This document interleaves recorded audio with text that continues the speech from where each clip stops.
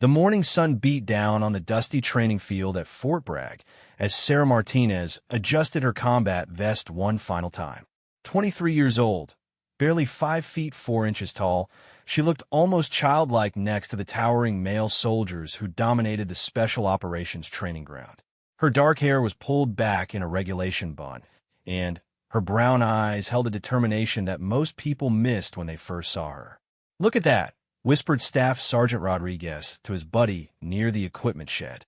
"They really letting little girls play soldier now." The comment carried just loud enough for Sarah to hear, but she kept her face blank. After 18 months of this treatment, she had learned to channel the anger into fuel for her performance. Today was the final evaluation for the Combat Search and Rescue Specialist program, and she was one of only 3 candidates remaining out of the original 47 who had started. Lieutenant Colonel Hayes stood at the center of the training area, his weathered face scanning the assembled candidates and evaluators. Today's exercise will test everything you've learned over the past year and a half. Emergency medical response, tactical extraction, survival skills, and decision-making under extreme pressure. Sarah checked her medical kit methodically, running through the inventory in her head. Tourniquets, chest seals, hemostatic gauze, airway management tools for supplies. Everything was exactly where it needed to be. Her hands moved with the confidence that came from thousands of hours of practice, but she could feel the skeptical stares of the male soldiers around her. "Martinez looks like she's playing dress-up in Daddy's uniform," muttered Sergeant First Class Thompson, loud enough for his group to hear, but quiet enough to maintain plausible deniability. Captain Williams, one of the few officers who had shown Sarah respect throughout the program, shot Thompson a warning look. "Keep your commentary to yourself, Thompson. We'll see who performs when it matters." The training scenario was designed to simulate a helicopter crash in enemy territory. The candidates would be dropped 3 miles from the crash site and had to navigate hostile terrain while carrying full combat loads. Upon reaching the site, they would need to provide emergency medical care to simulated casualties, establish a defensive perimeter, and coordinate extraction while under simulated enemy fire. "Remember," Lieutenant Colonel Hayes continued, "you're not just being evaluated on technical skills. Leadership, decision-making, and the ability to perform under pressure are equally important. Some of you have been questioning whether certain individuals belong in this program." His eyes swept across the group, lingering on the soldiers who had been most vocal in their doubts about Sarah. Today, performance speaks louder than assumptions. As the candidates loaded into the transport vehicles that would take them to the starting point, Sarah found herself sitting alone. The 2 other remaining candidates, both seasoned NCOs with multiple deployments, sat together at the front of the truck, discussing tactics in low voices. She could have joined the conversation, but experience had taught her that her input was rarely welcomed. The truck rumbled through the North Carolina countryside, past pine forests and red clay roads. Sarah used the time to mentally rehearse the medical procedures she might need to perform. Tension pneumothorax treatment, massive hemorrhage control, airway management on unconscious patients. She had scored higher than any other candidate on the written medical exams, but that seemed to count for little in the minds of her peers. "I still don't get why they're pushing this diversity thing so hard," she overheard Sergeant First Class Morrison saying to his companion. "Some jobs just aren't meant for everyone, you know what I mean?" Sarah stared out the window at the passing forest, her jaw clenched. She thought about her father, a Marine who had died in Iraq when she was 16. He had always told her that actions spoke louder than words, and that the best way to handle doubters was to prove them wrong through performance. When the truck stopped at the drop-off point, the 3 candidates gathered their gear and received their final briefing. The crash site was marked on their maps, but they would need to navigate using compass and terrain features. Radio communication with headquarters was limited to emergency frequencies, and they were expected to work as a team despite being in competition with each other. "One more thing," Lieutenant Colonel Hayes added as they prepared to move out. Unknown to the candidates until now, this exercise includes live role players acting as enemy forces. They're using simulated ammunition, but The threat is real. Treat this as a combat situation. The announcement sent a ripple of nervous energy through the group. Live enemy role players meant the exercise had just become significantly more dangerous and realistic. Sarah felt her heart rate increase, but she forced herself to focus on the immediate task at hand. The three candidates set off into the forest at a steady pace, following a route they had planned during the briefing. Sergeant First Class Morrison, the senior candidate, naturally took point, with Sergeant Chen following and Sarah bringing up the rear. The arrangement felt familiar to her by now. Always in the back, always having to prove herself worthy of inclusion. The terrain was challenging, with steep hills covered in dense pine forest and occasional swampy areas that required careful navigation. Each candidate carried approximately 60 pounds of gear, including weapons, ammunition, medical supplies, and survival equipment. The weight was substantial, but Sarah had trained specifically for this type of load-bearing endurance. After an hour of movement, they reached a ridge overlooking the valley where the simulated crash site was located. Morrison called for a halt and pulled out his binoculars to scan the area below.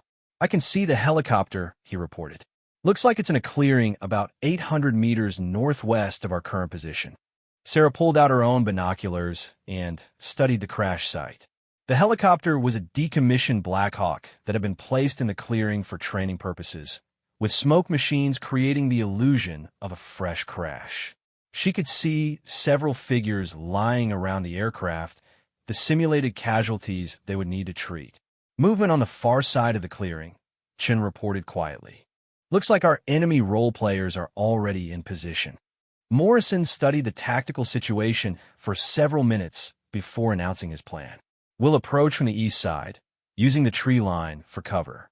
Chun, you establish overwatch on that small hill to our right.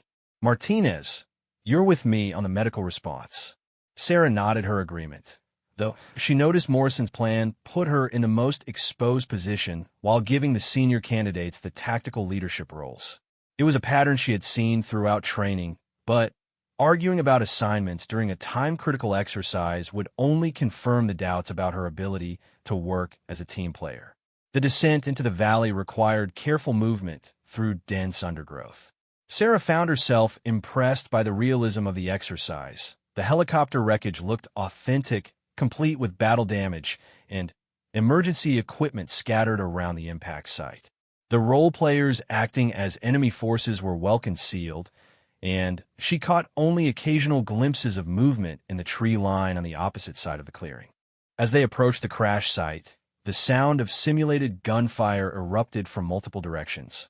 The exercise had officially begun, and Sarah felt the familiar surge of adrenaline that came with combat training. Morrison immediately directed her toward the casualties while he established defensive positions. The first casualty was a role player with simulated massive trauma to the left leg, complete with realistic wounds and artificial blood. Sarah dropped to her knees beside the patient and immediately began her assessment using the systematic approach she had drilled countless times. Primary survey first: airway, breathing, circulation, disability, exposure. "I need you conscious and talking to me," she said to the role player, who was doing an excellent job of simulating shock and pain. "What's your name?" "Specialist Johnson," the actor replied weakly. "My leg. I can't feel my leg." Sarah quickly identified the simulated arterial bleeding and applied a tourniquet above the wound site. Her movements were smooth and confident, the result of hundreds of hours of practice on both training mannequins and live patients during her medical rotation. While working, she maintained awareness of the tactical situation around her, noting the positions of friendly forces and the direction of incoming simulated fire. The second casualty presented with simulated chest trauma and difficulty breathing. Sarah immediately recognized the signs of tension pneumothorax and prepared for needle decompression. The medical mannequin was sophisticated enough to provide realistic feedback, and she could feel the simulated release of pressure as she properly placed the needle. "Morrison, I need help moving this casualty to better cover," she called out while continuing to monitor the chest trauma patient.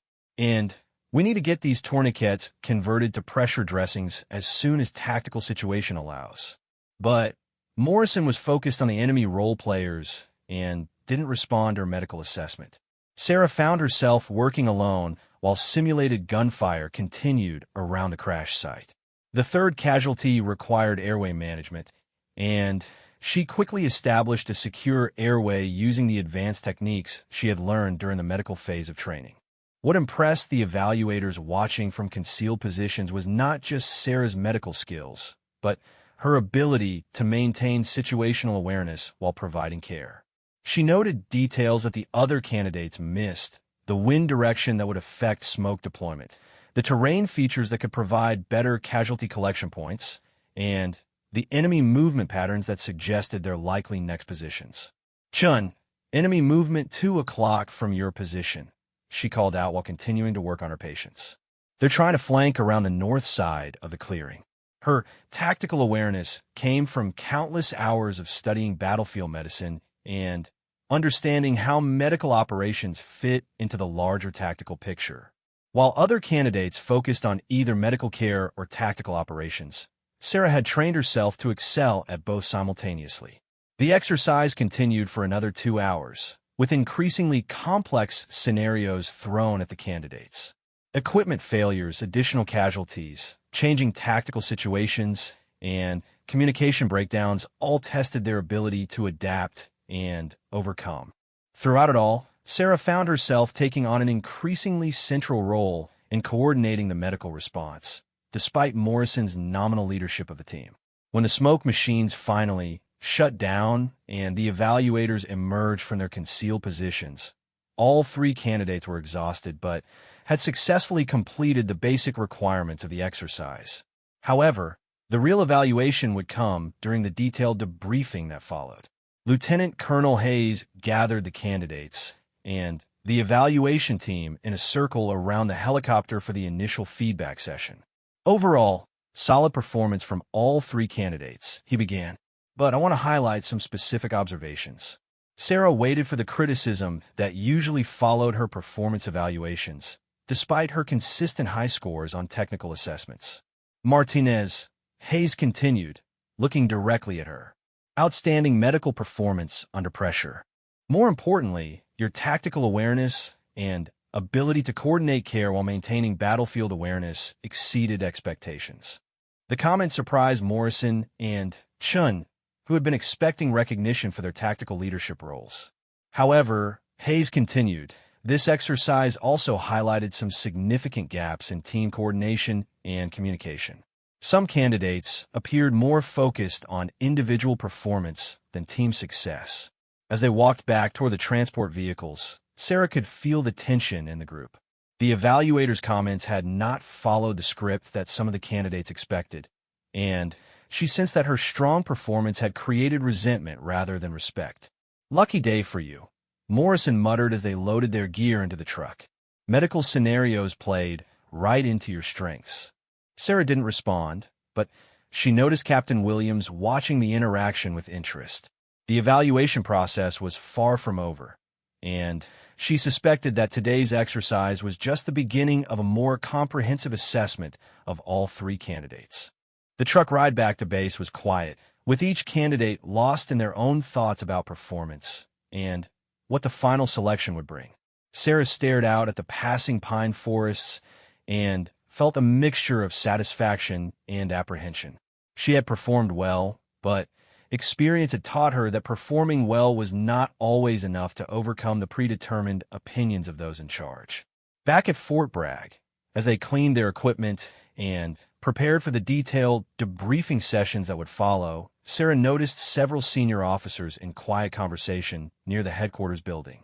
Their body language suggested serious discussion about something significant, but she couldn't tell if it was related to the day's exercise or some other matter entirely.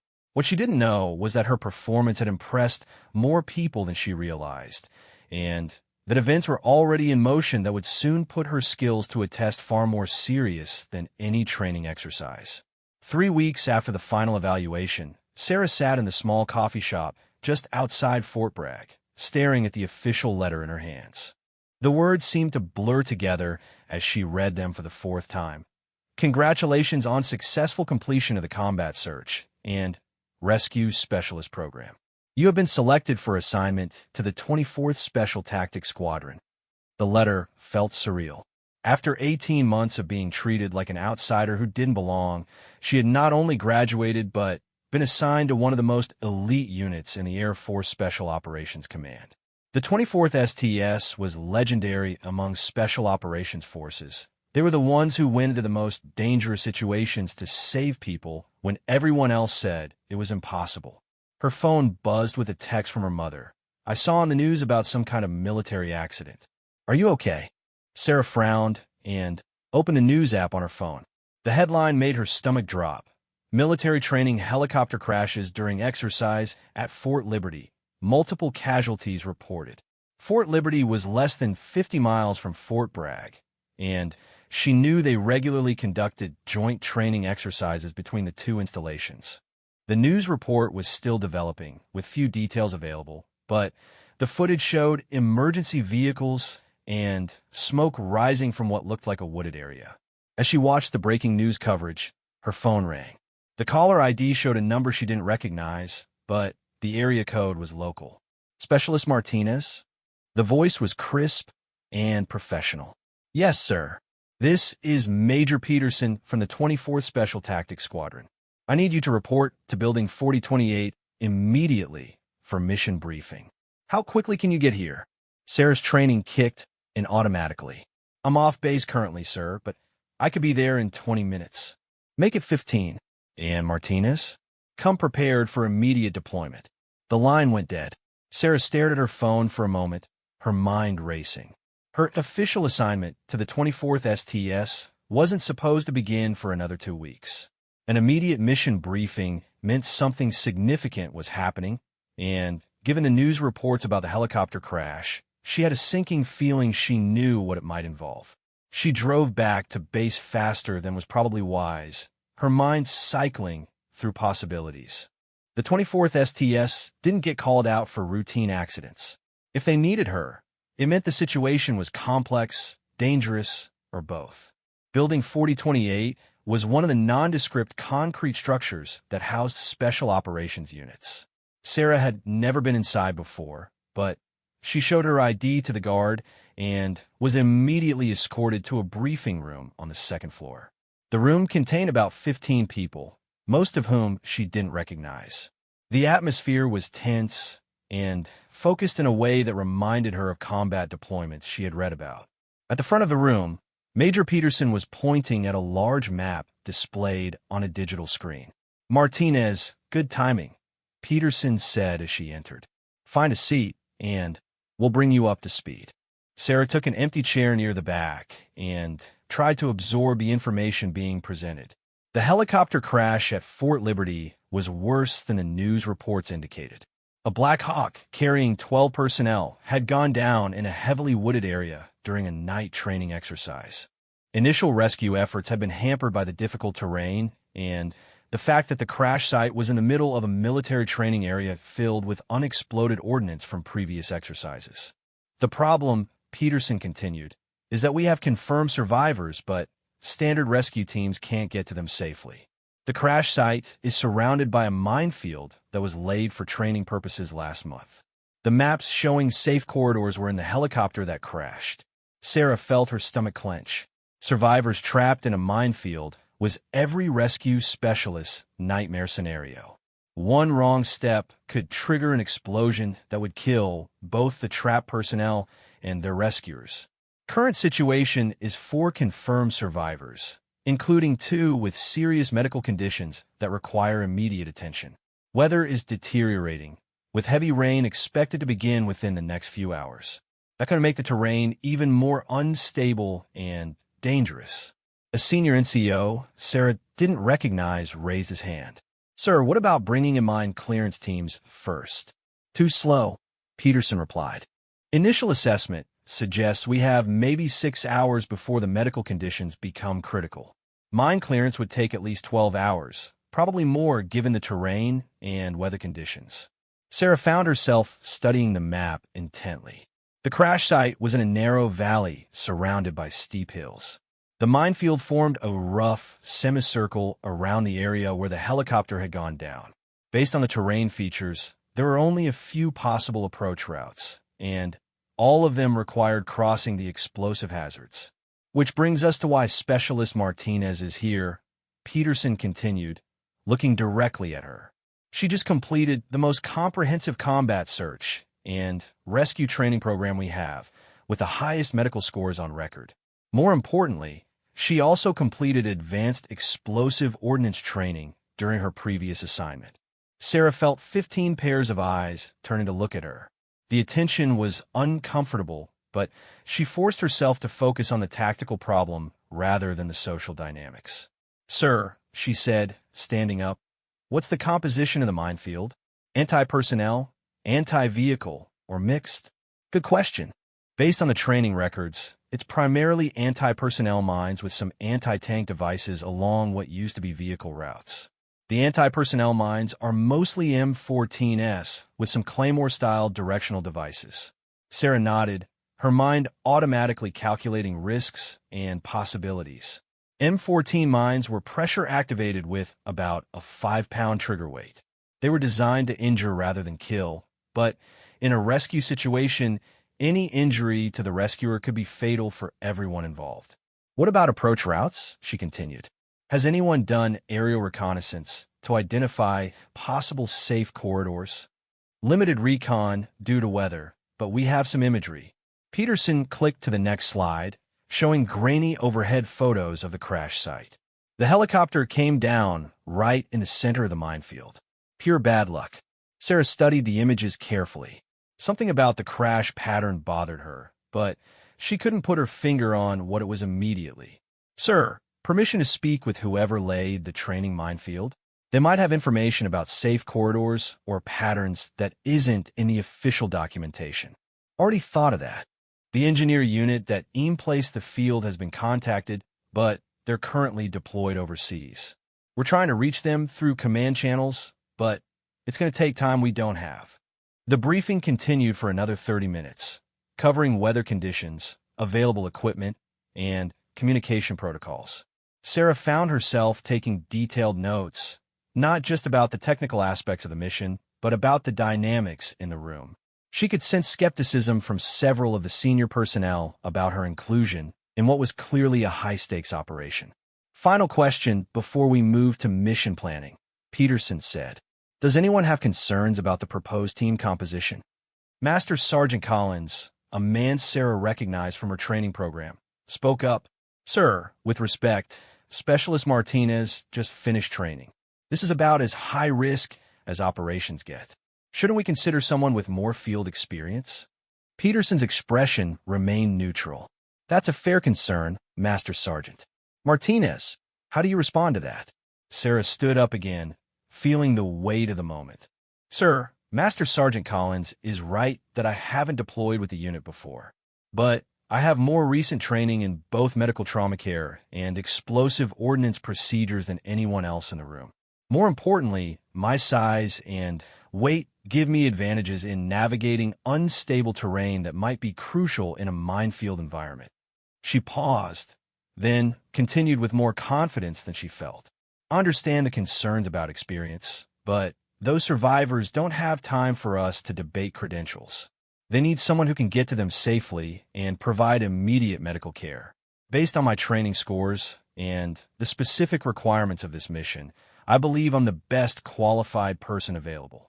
The room was quiet for several seconds. Sarah could feel the tension as senior personnel evaluated not just her technical qualifications, but her confidence and decision-making under pressure. "Noted," Peterson said finally. "Given the time constraints and specific skill requirements, the team composition stands as briefed. Martinez will be primary medical and ordnance specialist, with Master Sergeant Collins as team leader and communication specialist." Sarah felt a mixture of relief and apprehension. She was getting the opportunity to prove herself in a real-world situation, but the stakes couldn't be higher. for people's lives depended on her ability to navigate a minefield and provide emergency medical care under extremely dangerous conditions.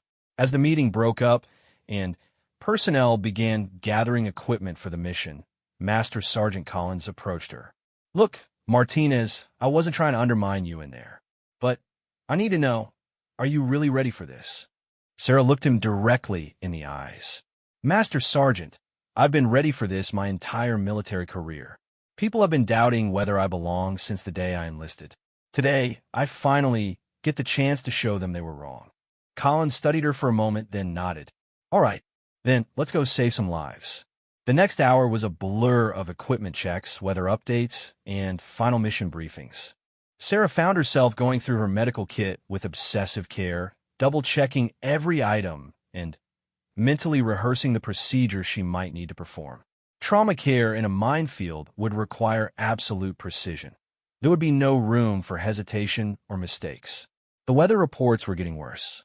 The storm system moving in would bring heavy rain and high winds, making helicopter operations dangerous and ground movement even more treacherous. The mission window was closing rapidly. "Transport leaves in 10 minutes, Peterson announced. "Final equipment check, then we move." Sarah shouldered her pack and checked her weapon one last time. The M4 carbine felt familiar and comforting in her hands, even though she hoped she wouldn't need to use it. Her main focus needed to be on getting to the survivors and keeping them alive until they could all be evacuated safely.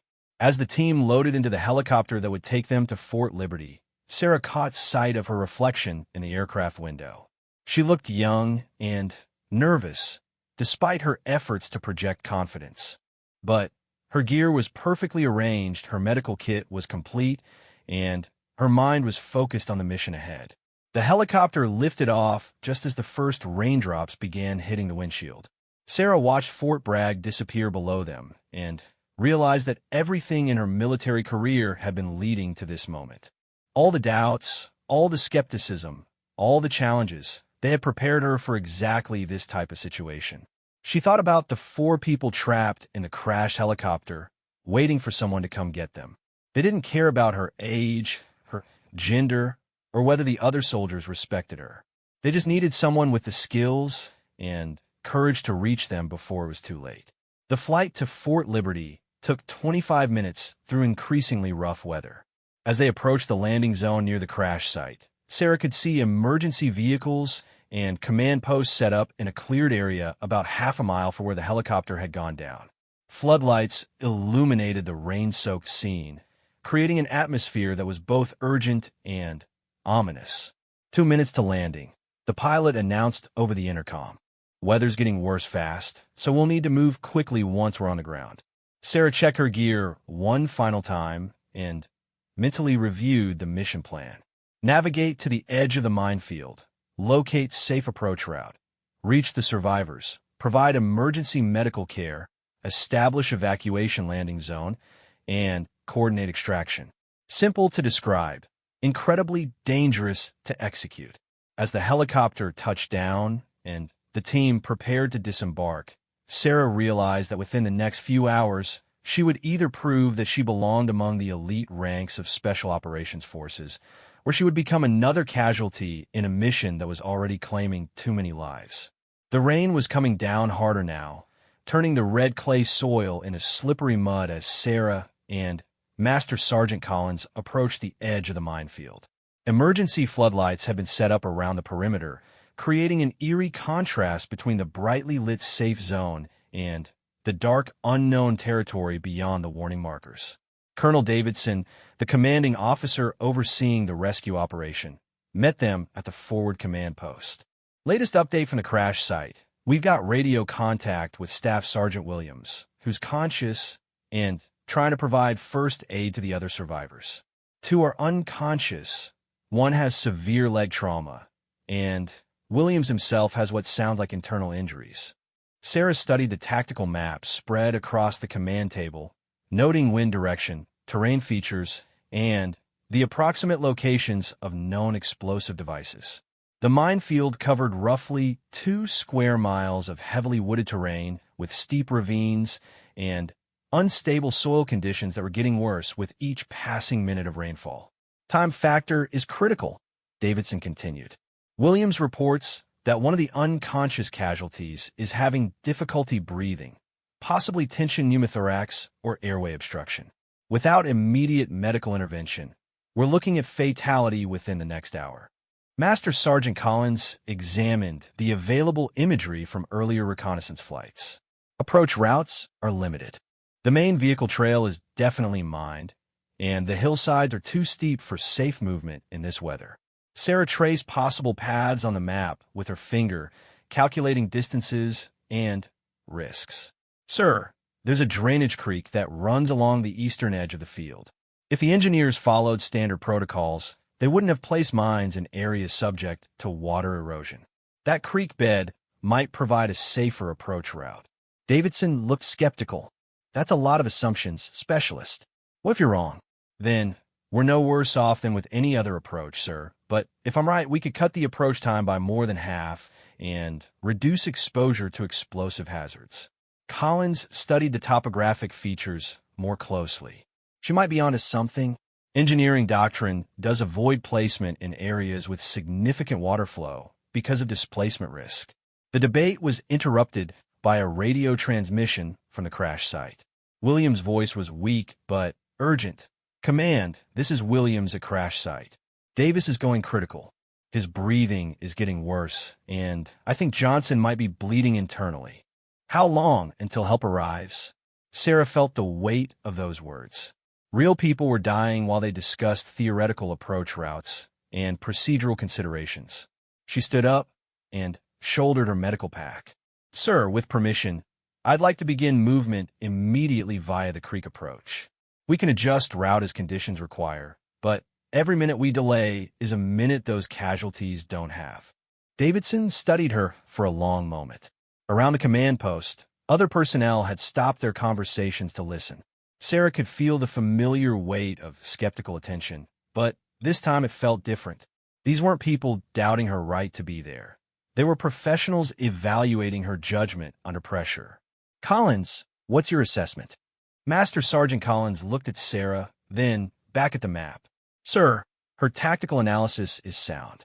The creek route has the best risk-to-benefit ratio given current conditions. I recommend we proceed with Specialist Martinez as lead navigator. The words hit Sarah like a physical blow. Collins was not only supporting her plan, but recommending that she take point in navigating the minefield.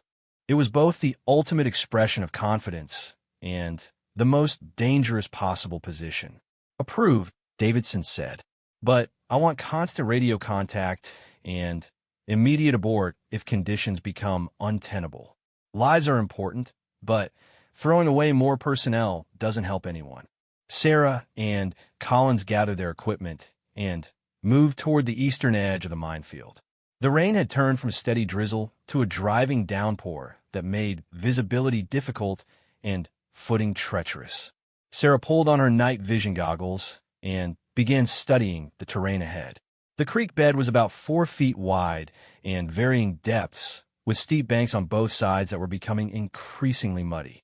Sarah could see evidence of recent water flow, which supported her theory that the area would be relatively free of explosive devices.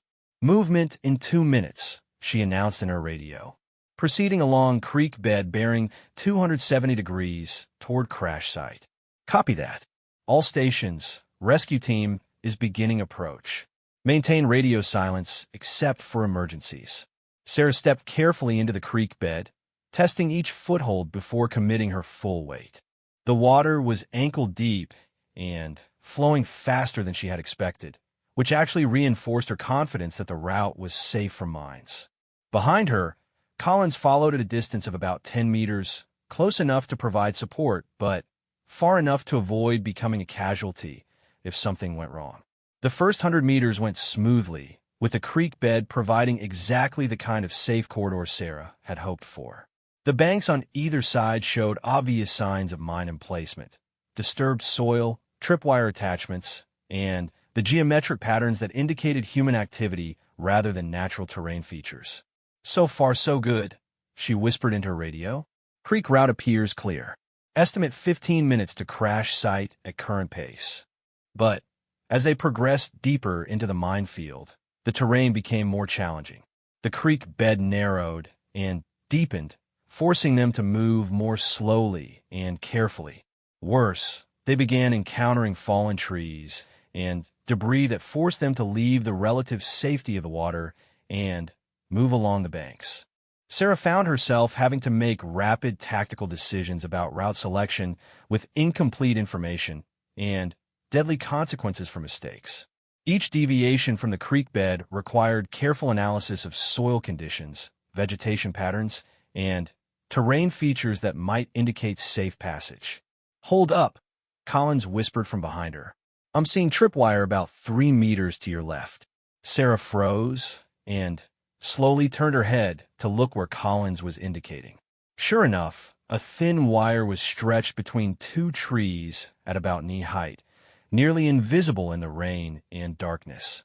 Following the wire with her eyes, she could see a claymore mine positioned to cover the apparent safe route around a fallen tree. "Good catch," she whispered back. "That would have been bad." They found an alternative route that required crawling under the fallen tree while staying in the creek bed, but it cost them precious time and energy. Sarah's uniform was soaked through, and she was beginning to feel the cold affecting her dexterity, which was dangerous when precise movement was essential. 20 minutes after beginning their approach, they reached a position where they could see lights from the crash site. The helicopter had come down in a small clearing, with the fuselage broken roughly in half and debris scattered across an area about 50 meters wide. "This is Martinez," she reported quietly into her radio. "Visual contact with crash site. Beginning final approach." "Copy. Be advised. Williams reports the critical casualty is now unconscious. Time is running out." Sarah felt her heart rate increase, but she forced herself to maintain the careful, methodical approach that had gotten them this far safely. The final approach was actually the most dangerous part, because the cleared area around the helicopter would have been a prime location for mine placement during the training exercise. She spent 10 minutes studying the crash site through binoculars, looking for patterns in the debris field that might indicate safe movement corridors. The helicopter had obviously struck several trees during its descent, creating a chaotic scene of broken branches, scattered equipment, and twisted metal. "I can see movement near the aircraft," she reported. "Appears to be Williams providing care to casualties. Can you determine a safe approach route?" Sarah continued her analysis, looking for the subtle clues that would indicate whether the ground around the helicopter had been mined. The impact pattern suggested the aircraft had come down hard and fast, which might have triggered any explosive devices in the immediate area. "Recommend approach from the southeast," she finally decided. "Impact pattern suggests safest route, and it provides best cover from potential enemy activity." "Copy that. You're cleared to proceed to casualties." Sarah took a deep breath and began the final phase of the approach. Each step required absolute concentration as she tested the ground ahead for any indication of buried devices. Her training had taught her to look for soil disturbance, metallic reflection, tripwires, and dozens of other warning signs that might indicate danger. The approach took another 15 minutes of painstaking movement, but finally, she reached the edge of the crash site where she could make verbal contact with Staff Sergeant Williams. "Williams, this is Specialist Martinez, Combat Search and Rescue. I'm approaching your position from the southeast." "Thank God," came Williams' weak reply. "Davis stopped breathing about 5 minutes ago. I've been trying CPR, but I think he needs more than I can provide." Sarah quickly covered the final distance to the helicopter and immediately began assessing the tactical and medical situation. Williams was conscious, but obviously injured with what appeared to be a significant head wound and possible internal trauma. 2 casualties were unconscious and unresponsive, while the 4th appeared to have severe leg injuries, but was conscious and alert. "I'm going to start with Davis," she announced, dropping her medical pack and immediately beginning primary assessment of the unconscious casualty. No pulse, no breathing. Airway appears clear, but no air movement. Sarah immediately began advanced life support procedures, starting with airway management and chest compressions. Her hands moved with the automatic precision that came from hundreds of hours of training. But she found herself working in conditions far more challenging than any training scenario. The ground was muddy and uneven, making it difficult to get proper leverage for chest compressions. Rain was interfering with her equipment and visibility. Most critically, she was working in the center of a minefield with the knowledge that any significant vibration or ground disturbance could trigger nearby explosive devices. Collins, I need you to establish a defensive perimeter and maintain communication with command, she called out while continuing CPR. I'm going to be busy with medical for the next few minutes. Copy that. Take whatever time you need. After 2 minutes of chest compressions and artificial ventilation, Sarah detected a weak pulse. Davis was breathing on his own, but barely. She quickly moved to assess his injuries more thoroughly, discovering what appeared to be a tension pneumothorax, air trapped in the chest cavity that was preventing normal lung function. I'm going to decompress his chest, she announced to Williams, who was watching her work with obvious relief. This is going to hurt him, but it's necessary to keep him alive. Using a large bore needle, Sarah carefully punctured the chest wall to release the trapped air. The procedure was technically complex and dangerous under the best circumstances, but performing it in a muddy minefield during a rainstorm required absolute precision and confidence. The result was immediate and dramatic. Davis's breathing improved noticeably, and his pulse became stronger. Sarah quickly covered the puncture site with a specialized chest seal and moved on to assess the next casualty. The second unconscious soldier, identified as Corporal Martinez, presented with what appeared to be severe head trauma and possible spinal injuries. Sarah immobilized his cervical spine and began a thorough neurological assessment, looking for signs of brain injury that might require immediate intervention. Williams, how long were these two unconscious? She asked while working. Davis went down right after the crash, about 3 hours ago. Martinez was conscious for maybe an hour after impact, then gradually became unresponsive. The timeline suggested possible increasing intracranial pressure, which would require immediate evacuation to a neurosurgical facility. Sarah made the decision to focus on stabilizing all casualties for transport rather than attempting advanced medical procedures in the field. The fourth casualty, Specialist Johnson, had obvious compound fractures of both lower legs, but was conscious and communicating effectively. Sarah quickly applied splints and pressure dressings, then started in 4 for pain management and fluid resuscitation. Johnson, I need you to help me coordinate evacuation, she said while working on his legs. You're the most mobile casualty right now, and I need someone who can help organize equipment and assist with movement. Whatever you need, Doc. Just get us out of here. Sarah looked around at the 4 casualties and made quick calculations about medical priorities and evacuation requirements. Davis needed immediate advanced medical care for his chest injury. Martinez required neurosurgical evaluation as soon as possible. Williams and Johnson were stable but needed definitive care for their injuries. Collins, what's our extraction timeline? She called out. Working on it. Weather is making helicopter operations difficult, but command is trying to get us a bird as soon as possible. Sarah began preparing all 4 casualties for movement, organizing medical equipment, and coordinating with Johnson to establish an improvised casualty collection point. The rain was still coming down hard, making everything more difficult, but her patients were stable and ready for transport. What she didn't know was that the weather was about to take a turn for the worse, and the extraction helicopter was experiencing mechanical problems that would leave them stranded in the minefield much longer than anyone had planned. The radio crackled with static as Colonel Davidson's voice cut through the sound of rain and wind. All stations, be advised extraction helicopter has experienced mechanical failure and is returning to base. Alternate aircraft is being prepared, but weather conditions are deteriorating rapidly. Estimated delay is minimum 2 hours. Sarah felt her heart sink as she looked at her 4 patients. Davis was stable, but still critical, requiring constant monitoring of his chest decompression. Martinez showed signs of increasing intracranial pressure that could become life-threatening without surgical intervention. 2 hours in these conditions could mean the difference between life and death.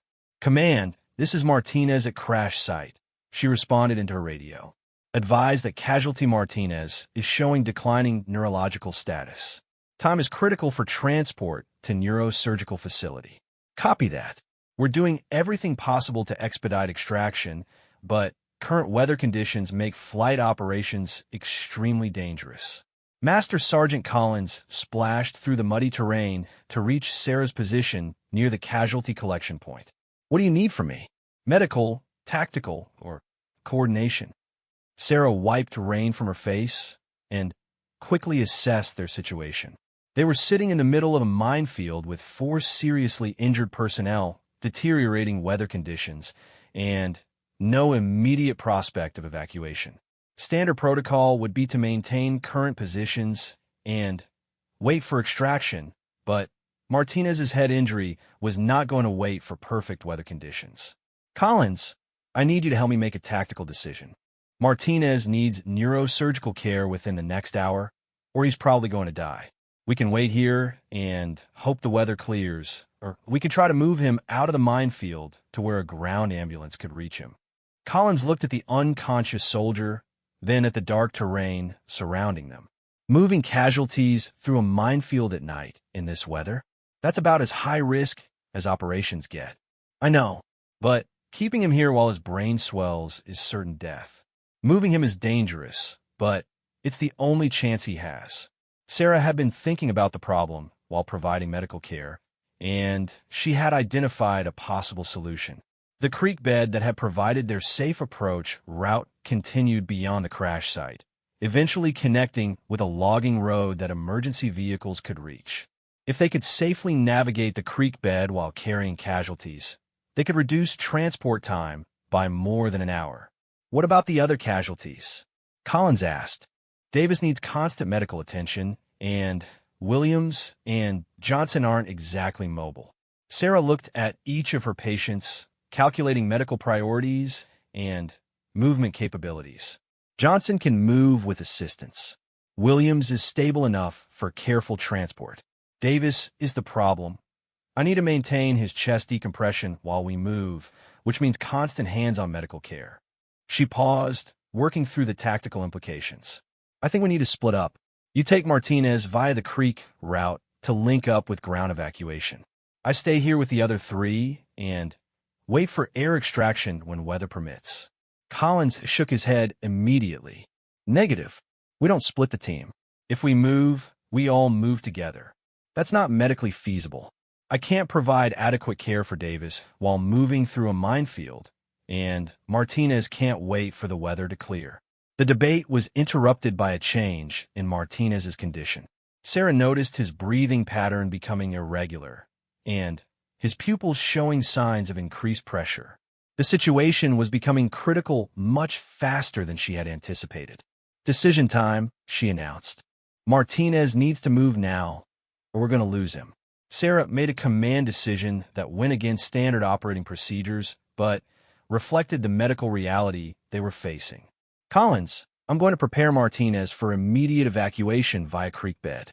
You're going to escort him to the link-up point while I continue care for the other casualties here." "Martinez, that's not how this works. We don't abandon team members. You're not abandoning anyone. You're following medical priorities and tactical requirements.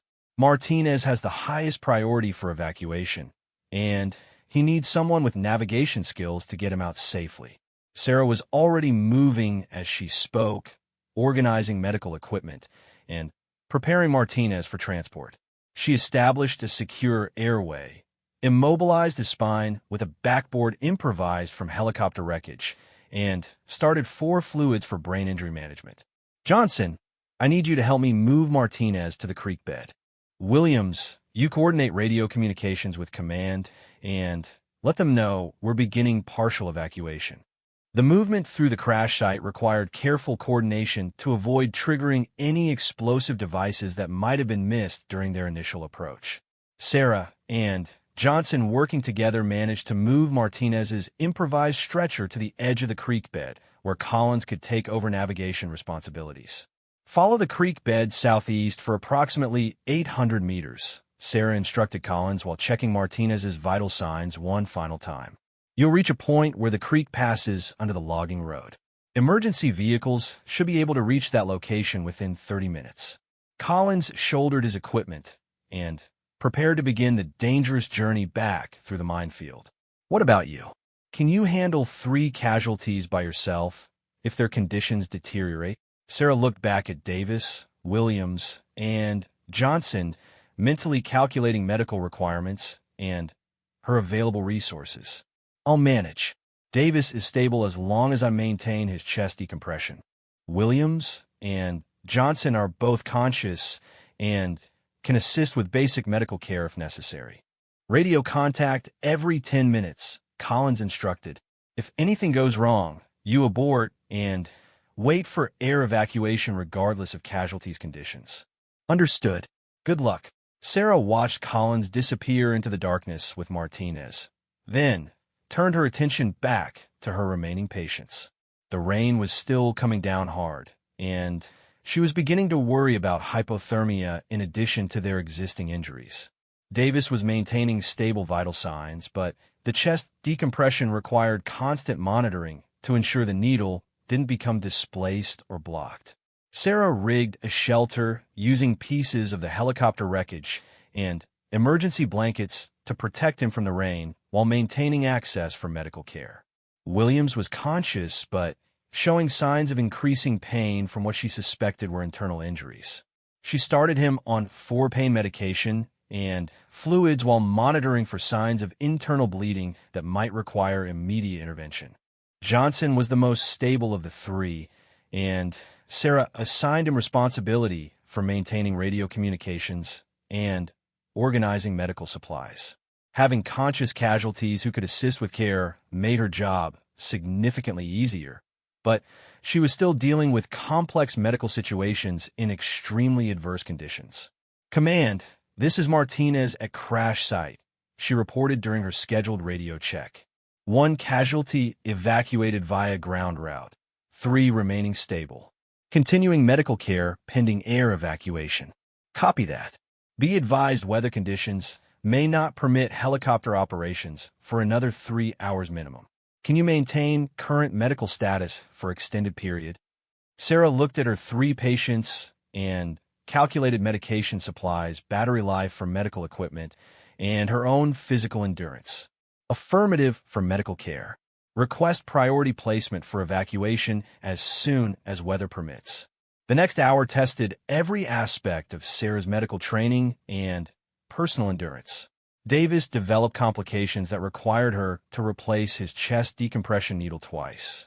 Williams showed signs of possible internal bleeding that forced her to start aggressive fluid resuscitation. Even Johnson, the most stable casualty, developed signs of shock from his leg injuries that required constant monitoring. Working alone in a minefield during a storm, Sarah found herself calling upon resources she didn't know she possessed. Every decision carried life or death consequences, and there was no one else to rely on if she made mistakes. Martinez, this is Collins, came the welcome voice over her radio after what felt like hours. Successfully delivered casualty to ground evacuation. Martinez is en route to neurosurgical facility with strong vital signs. I'm beginning movement back to your position. Sarah felt a wave of relief that she couldn't afford to show to her conscious patients. Outstanding. Exercise caution on return movement. Weather has made terrain conditions worse. Copy that. Estimate 30 minutes for return journey.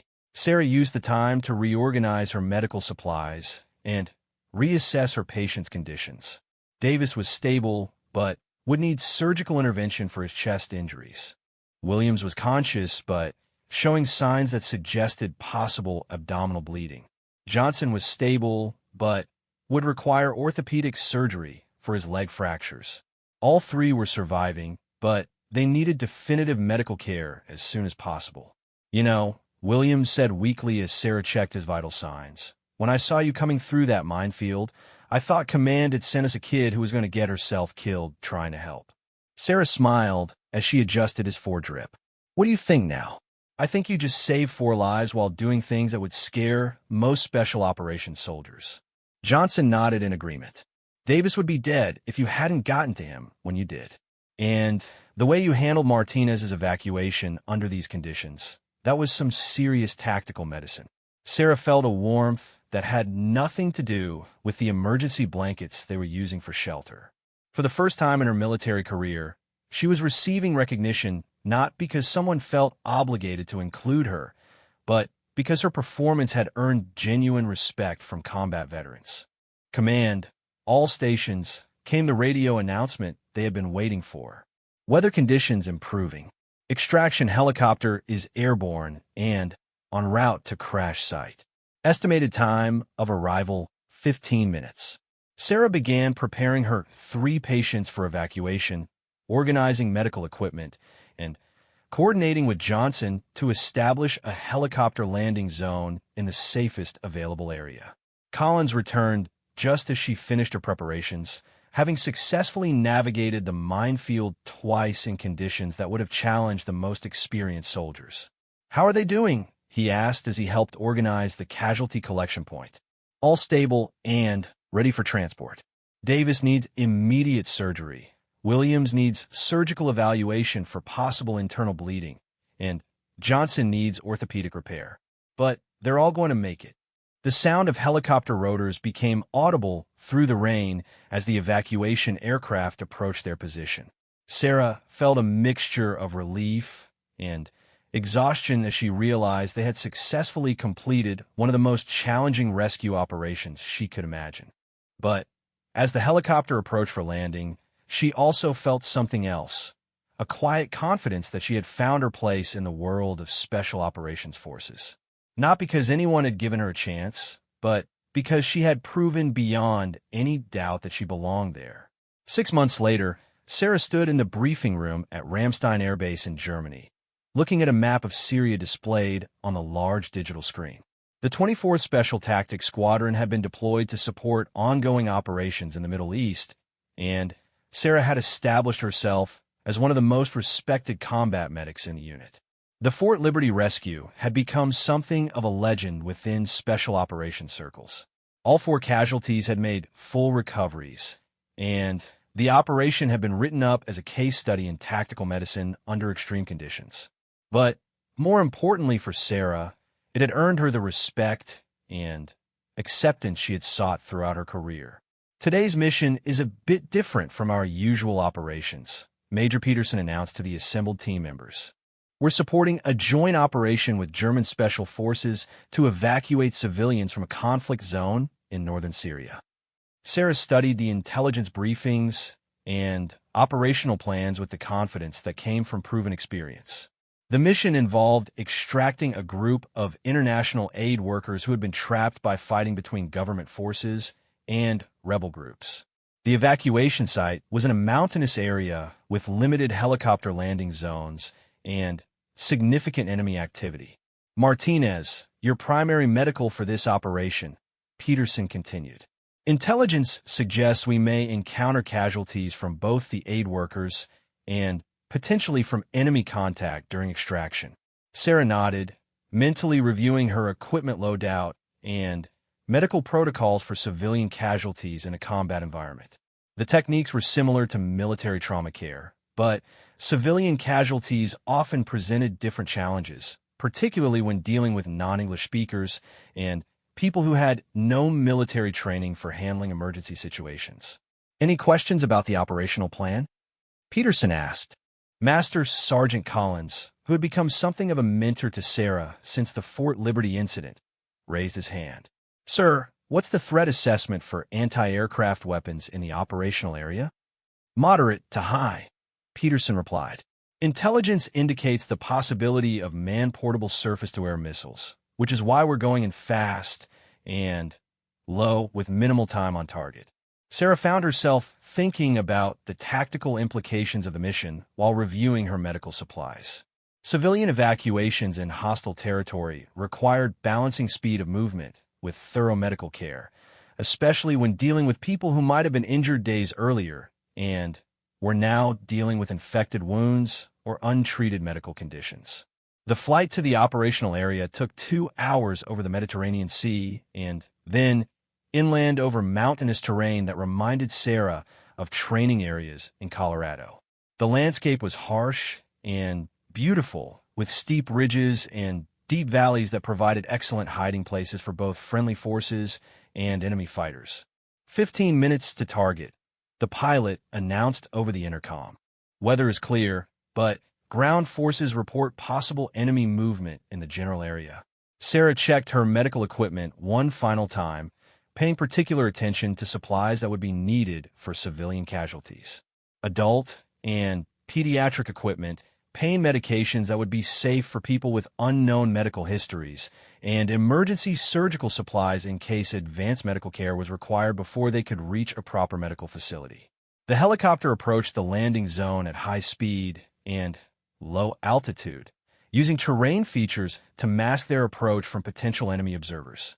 Sarah could see the small village where the aid workers were trapped, with smoke rising from several buildings and clear signs of recent fighting in the area.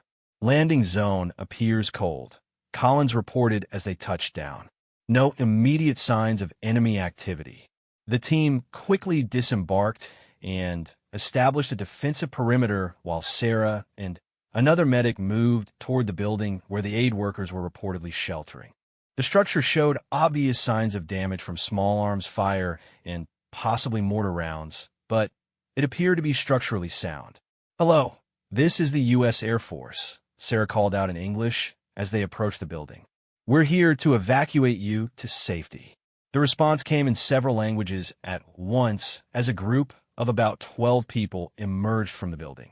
Sarah immediately began a rapid assessment of their medical condition, looking for injuries that would require immediate treatment before they could be moved. Most of the group appeared to be in relatively good condition, suffering primarily from dehydration and minor injuries sustained during the fighting. However, one woman showed signs of a possible broken arm, and an elderly man appeared to be suffering from a serious respiratory condition that might have been exacerbated by smoke exposure. "Ma'am, I'm a combat medic," Sarah said to the woman with the arm injury, speaking slowly and clearly while demonstrating her medical equipment. "I need to examine your arm before we move you." The woman nodded and allowed Sarah to assess the injury. It was clearly a fracture, probably sustained when part of the building collapsed during an artillery strike 2 days earlier. Sarah quickly applied a splint and sling that would stabilize the injury during transport while providing pain relief. The elderly man presented a more complex medical problem.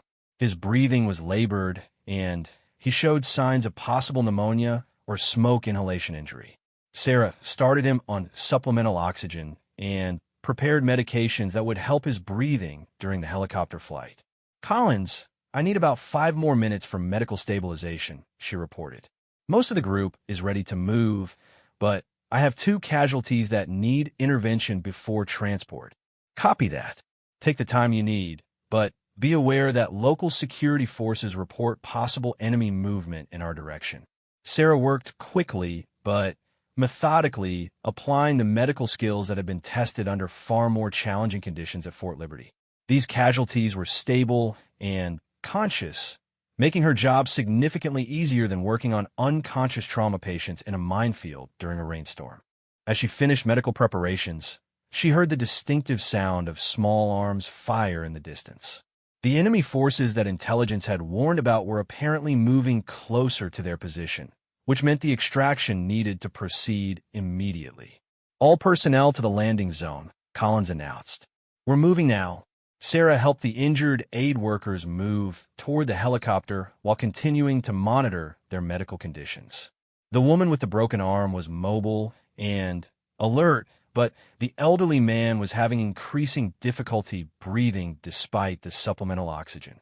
The sound of gunfire was getting closer, and Sarah could see muzzle flashes from enemy positions on the ridgeline about 800 meters away. The situation was rapidly developing into a combat evacuation rather than a routine humanitarian mission. Martinez's priority is getting civilians on board and Ready for immediate departure, Collins instructed as they reached the helicopter. Medical care continues in flight. Sarah helped load the aid workers into the aircraft while organizing her medical equipment for in-flight care. The helicopter was crowded with 12 additional passengers, plus the military personnel, making medical care challenging but not impossible. As the aircraft lifted off, enemy fire began impacting the landing zone they had just departed. Sarah could see tracer rounds passing below them as the pilot climbed rapidly and turned toward friendly territory. The mission had been completed successfully, but just barely. During the 45-minute flight to the medical facility in Turkey, Sarah provided ongoing care for her two more seriously injured patients. The woman with the broken arm was stable and comfortable with pain medication.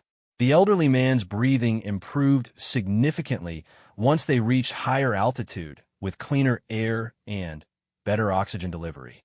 "How are your casualties doing?" Major Peterson asked over the aircraft intercom. "Both stable and expected to make full recovery," Sarah reported.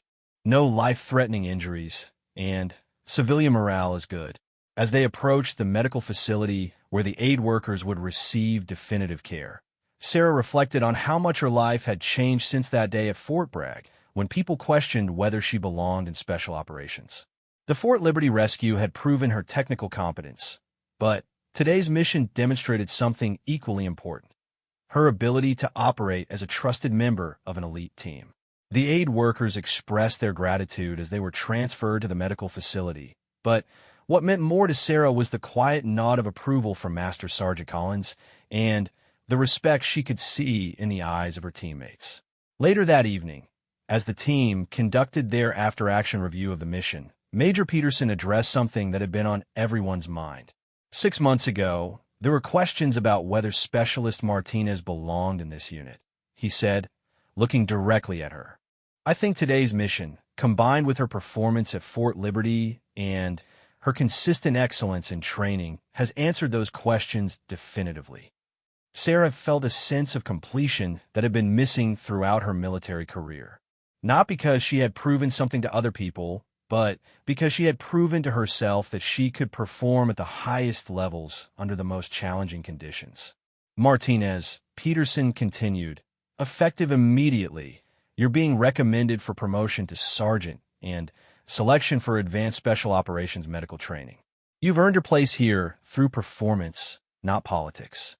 The recommendation represented more than just career advancement. It was recognition that she had not only met the standards expected of special operations personnel, but had exceeded them in ways that made her unit more effective at saving lives and completing missions. As the team dispersed to prepare for the next day's operations, Collins approached Sarah with a smile. "You know, that first day at Fort Bragg, when you were getting grief from some of the guys, I wasn't sure how things would work out. What convinced you I belonged?" Sarah asked. "Honestly, it wasn't any one thing. It was watching you handle every challenge without making excuses or asking for special treatment. You let your performance do the talking, and eventually everyone else had to listen." Sarah looked out at the Mediterranean sunset visible through the base windows and thought about the path that had brought her to this point. Every doubt, every challenge, every moment when people questioned whether she was strong enough or tough enough had prepared her for situations where strength and toughness were matters of life and death. The girl who had been scoffed at in military gear had become a sergeant who saved lives in the most dangerous places in the world. And when people asked her how she had earned her place among the elite forces, she had a simple answer: one mission at a time, one casualty at a time, one day at a time. But more importantly, she had learned that belonging wasn't something other people could give her or take away. It was something she earned through her actions and carried with her regardless of what anyone else thought. The next morning brought new mission briefings and new challenges, but Sarah approached them with the quiet confidence that came from proven performance under pressure. She had found her place in the world, and it was exactly where she had always known she belonged, serving others when the stakes were highest and failure was not an option. 6 years later, Master Sergeant Martinez would be leading her own teams on rescue operations around the world, training the next generation of special operations medics, and inspiring young women who dreamed of serving in roles that others thought they couldn't handle. But that's another story for another time, about a woman who proved that scoffing at someone in military gear is never wise, because you never know when you might need them to save your life.